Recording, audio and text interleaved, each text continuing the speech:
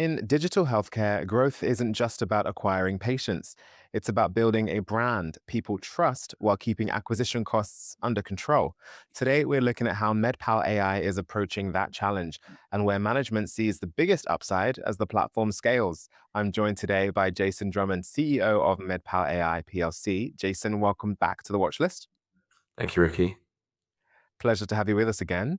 On some exciting news, you've launched New Health on new.co.uk as the consumer-facing entry point rather than scaling directly under MedPal brand. And you're also acquiring the new.co.uk and new.uk domains. What was the strategic thinking behind that structure, and why are those domains so important in a competitive GLP-1 market? Okay, so the strategic point, I guess, is that MedPal and New Health do fundamentally quite different jobs. MedPal is the regulated infrastructure, the AI layer, the clinical workflow, the pharmacy licenses, the pharmacy dispensing hubs, the clinician oversight and fulfillment. New Health is effectively the consumer front door. So, we're operating in a market where consumers need a brand that feels simple, trusted, and memorable. And New Health on new.co.uk gives us that. It's short, very positive and easy to remember. It lets us speak to consumers in a very plain language, while MedPal remains the regulated operating platform behind it. So that dual brand structure matters because the patient journey starts with awareness and trust, but it must end in regulated care. So the New Health brings the patient in, MedPal delivers a clinical and pharmacy pathway behind the scenes. I mean, the domain matters because every point of friction of patient acquisition journey costs money. So in paid search, social display, offline advertising, or word of mouth, a short and memorable domain improves recall and makes the consumer journey much cleaner. Obviously, new.co.uk is a UK domain name, digital asset. It's a simple, very possible single word domain that fits exactly what patients are looking for. So in a competitive GL1P market where brands such as like Voy and Newman, Juniper and Boots all already fighting for consumer attention, having a premium consumer-facing domain is a real advantage. It's a no-brainer or a new-brainer, if you will. And with consumer healthcare becoming increasingly competitive online, efficient marketing execution is critical. You kind of alluded to it a little bit there. You're committing 1.3 million pounds to consumer marketing. How will that capital be deployed, and who are you targeting, and what metrics will tell you the funnel is working? Sure. Okay. So the 1.3 million is it's not general brand spend. It's a phased performance-led patient acquisition program. The primary objective is to drive qualified traffic to new.co.uk. We're working with a leading digital agency, and we're going to convert that traffic into consultation starts, completed clinical assessments, and where clinically appropriate, obviously reoccurring New Health patients. The main audience is UK adults.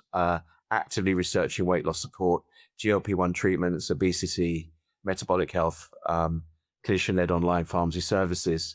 And over time, in the summer, we're very, very excited. It looks like the GLP-1 pill will be approved and clinically available in the UK. And we think that's going to bring a whole new cohort of customers into the market who are not really comfortable with the injectable treatments that exist. So I think that's a great time to be getting into this space, particularly with the New Health and brand. I guess the metrics are really clear, click-through rates, cost per click, consultation starts, completed assessments, conversion to paying patients, retention, and gross contribution. So the benefit of a performance-led digital program is that we can see the unit economics in real time and dials the spend up or down depending on what's working. But ultimately, investors will want to focus on how efficiently the platform can scale over time. So, as new health grows and the GLP-1 category evolves, including potential oral treatments that you just mentioned there, needle free, where do you see the biggest drivers of long term margin expansion? So I think there are fundamentally three drivers. The first, obviously, is the customer acquisition costs. So if the New Health brand and new.co.uk funnel perform as expected, we should see CAC reduces, awareness, repeat traffic, and conversion efficiency improves. Second is really the pharmacy automation. You've seen in previous announcements that we've been investing very heavily in robotic dispensing infrastructure, both in Runcorn and Swaffham, our two big DSP sites. We've got nearly 30,000 square foot of of distribution of space now for pharmacy dispensing. So as patient volumes increase, we will really expect to see the benefit of operating leverage and fulfillment. Third is lifetime value. GLP-1 treatment is not a one-off transaction. Patients need assessment, prescribing where appropriate, obviously medicine supply, monitoring, and follow-up. So this is really where our model is quite different. We're not just a chatbot or a lead generation site. We're building an operating system for personal health.